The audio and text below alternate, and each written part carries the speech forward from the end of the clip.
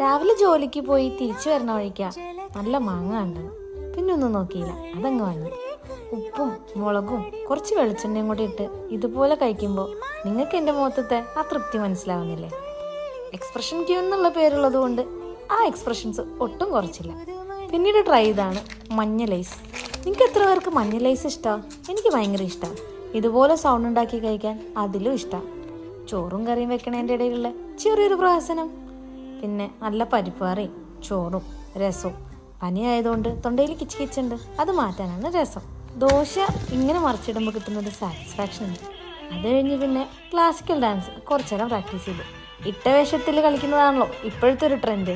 ഏത് കുറേ നാളത്തെ പനിക്ക് ശേഷം ഇന്നാണ് ജിമ്മിന് പോയത്. Introducing my gym master. കുറച്ചു ദിവസം പോകാതായപ്പോഴത്തേനും പുള്ളി എന്തൊക്കെയോ കുറേ സ്കില്ല് പഠിച്ചു. പക്ഷേ ഇതൊന്നും അത്ര എളുപ്പമല്ല കേട്ടോ.